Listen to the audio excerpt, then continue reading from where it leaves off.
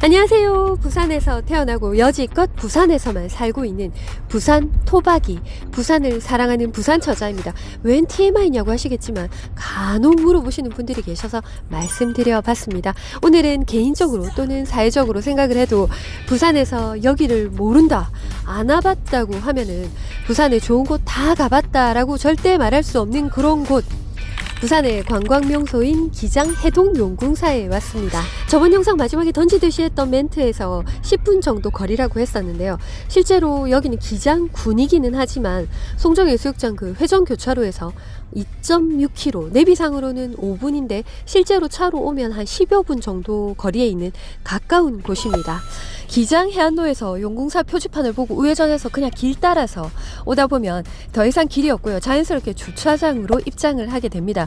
해동 용궁사에 입장료는 없습니다. 하지만 주차비는 3,000원이 듭니다.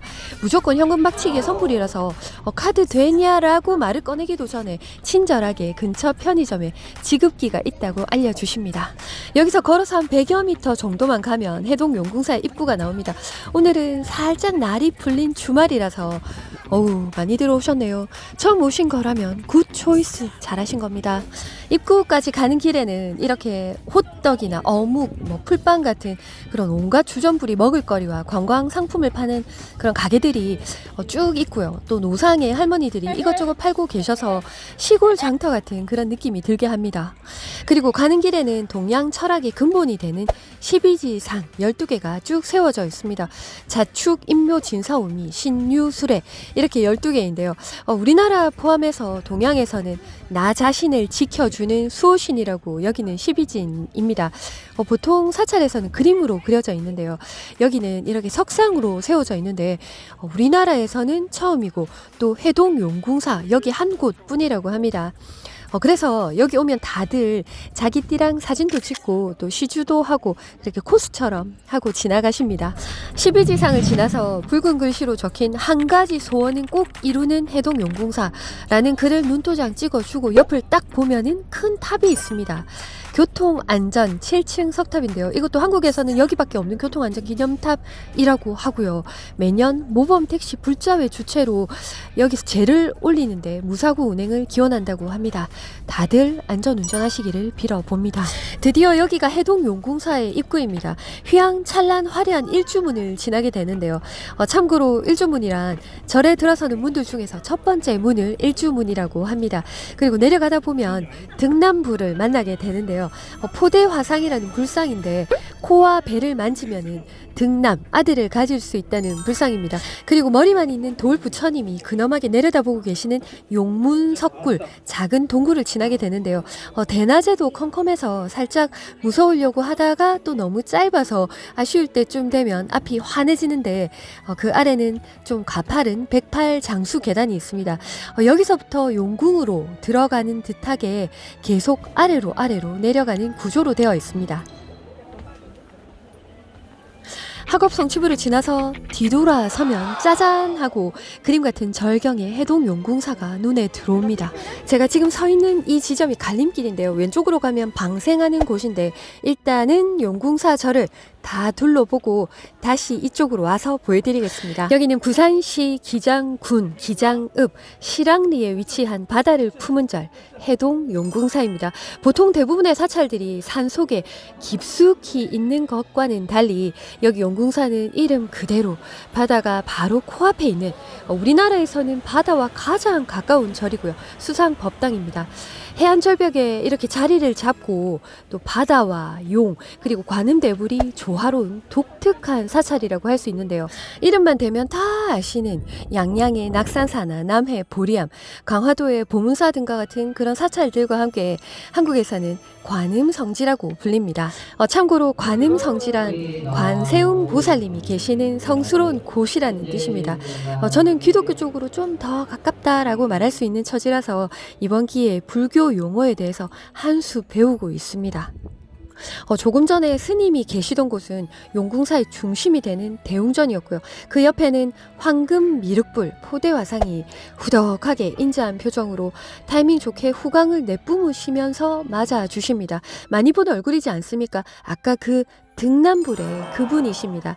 바로 옆에 원통문을 통해서 용궁사에서 가장 높은 곳 전망대로 올라가 보겠습니다. 가는 길에 황금 보대상에 대해서 조금 더 설명을 해드리자면 중국 당나라 시대에 실존했던 승려인데 포대자루를 메고 이 마을 저 마을 돌아다니면서 시주를 받아서 어려운 이들을 도왔다고 해서 포대화상이라고 부르게 되었는데 한국에서는 제일 큰 포대화상 불상이라고 합니다.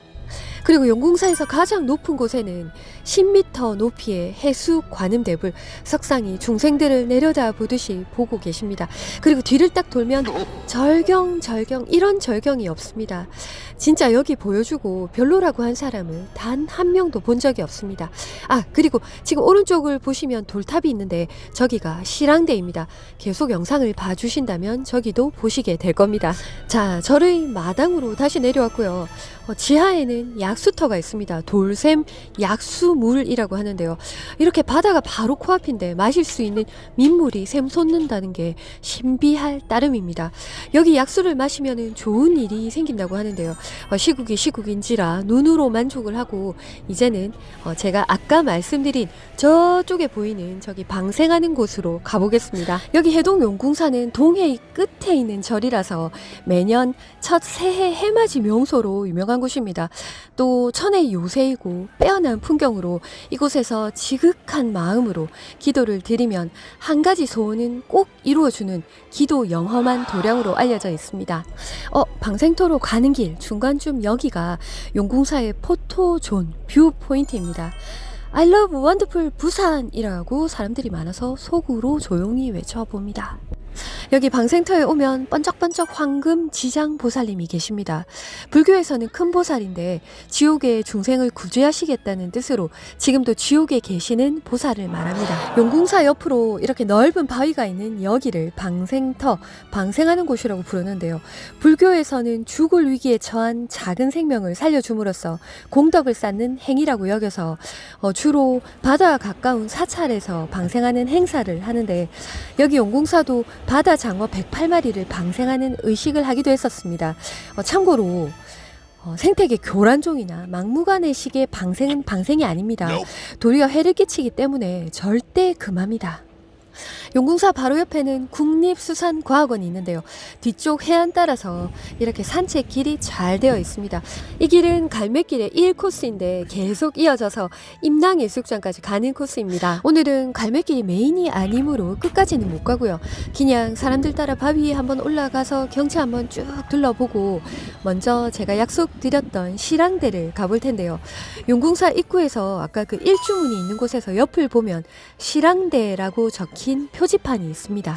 해동 용궁사는 많이들 아시지만 바로 옆에 있는 실랑대는 아시거나 가보신 분은 드물 겁니다. 거의 없을 겁니다. 몇 년 전까지만 해도 원래 군사 지역이었고요. 깎아지는 그냥 절벽이라서 그래서 일반인들은 접근조차 할 수 없는 곳이었습니다. 그래서 보시는 것처럼 아직 가는 길도 이렇게 나무를 피해서 정글 숲을 헤치듯이 이렇게 가야 하는데요. 처음 오시면은 설마 이 길이 맞나 괜히 왔나 돌아갈까 할 때쯤 되면 사람들이 보이는데 안심이 됩니다. 짧은 오솔길을 지나면 용궁사의 뒷담을 따라서 길이 닦여 있습니다. 용궁사 뒷문하고 연결이 되어 있긴 한데 현재는 문이 잠겨 있어서 이렇게 올 수밖에 없습니다. 오는 길이 다소 스릴이 있었지만 여기서부터 이제 보시게 될 풍경에 오길 잘했다, 이거 보려고 왔구나, 후회 없다 하실 겁니다. 여기는 부산 기장 8경 중에 하나이고 기장 제1의 명승지로 알려진 실랑대입니다. 실랑산, 실랑리 해안에 있는 병풍처럼 첩첩이 겹쳐져 있는 큰 바위인데요. 여기 바위에는 아직도 조선 후기 때 새겨진 실랑대라는 글자와 글귀가 아직 남아 있습니다. 조선 영조 때 벼슬이었던 실랑직을 지낸 기장 현감이 여기에 왔다가 풍류를 즐기면서 바위에다가 실랑대라고 새기고 시를 지었다고 전해지고 있는데요. 이후에도 수많은 명사들이 여기에 왔다가 시를 쓰고 다녀갔었는데 이곳의 경치가 얼마나 좋으면은 중국에서도 해동국 조선에 실랑대를 못 보고 죽으면은 한이 된다고 기록이 되어 있습니다. 그런데 지금 실랑대에 남아있는 바위들은 지금은 많이 파손이 된 것들인데요. 1960년대 구들장을 만들 용도로 마구잡이로 훼손이 됐다고 하는데 아쉬움이 남습니다. 여기는 다시 아까 실랑대 입구인데요. 오른쪽으로 길이 있습니다. 그래도 여기까지 온 김에 뭐가 있는지 한번 가봐야 안 되겠습니까? 아 참, 그리고 오시리아 관광단지라고 부르는 그 이름의 어원이 오랑대와 방금 봤던 실랑대의 첫 글자를 따서 오시리아라고 하는데요. 오랑대도 한번 가보겠습니다. 기장, 군, 연화리, 대변, 항이 보이는 여기는 오랑대입니다. 여기도 주차장이 있고 공원으로 조성이 되어 있는데요. 오랑대라는 이름은 옛날에 여기 기장에서 유배 생활을 하던 친구를 만나러 온 시랑이라는 벼슬을 가진 5명의 선비, 그래서 오랑이라고 하는데요. 그들이 여기서 풍류를 즐겼다고 해서 유래한 이름입니다. 여기도 일출 명소로 알려져서 사진 찍으러 많이들 오시는 곳입니다. 다시 여기는 실랑대입니다. 지금은 이렇게 개방이 되어 있지만 그동안은 군부대가 주둔하고 있었던 곳이어서 철책이나 해안 초소 같은 그런 흔적들이 그대로 남아 있습니다. 길이 없어. 어떻게 내려오지? 아이고.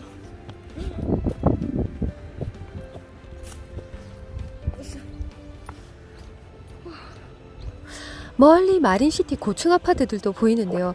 해질녘에 노을 풍경이 어우러져서 부산에 이런 곳이 있었나라는 생각과 동시에 신선히 사는 무릉도원이 있다면 여기지 싶습니다. 그냥 가기가 아쉬워서 마지막으로 가까운 동암항에 왔습니다. 여기는 아까 국립수산과학원 바로 옆에 위치한 포구인데요. 해동연궁사에서도 보이던 그 힐튼 호텔 부산 그리고 아난티 코브 앞에 조성된 웰빙 해안 산책길하고 이어져 있습니다. 한 1km 정도 되는 길인데요. 보시는 것처럼 외국에 온 듯한 이국적인 느낌이 드는 길입니다. 막힘없이 계속 이런 그림 같은 바다 풍경을 보면서 편하게 걸을 수 있는 길입니다.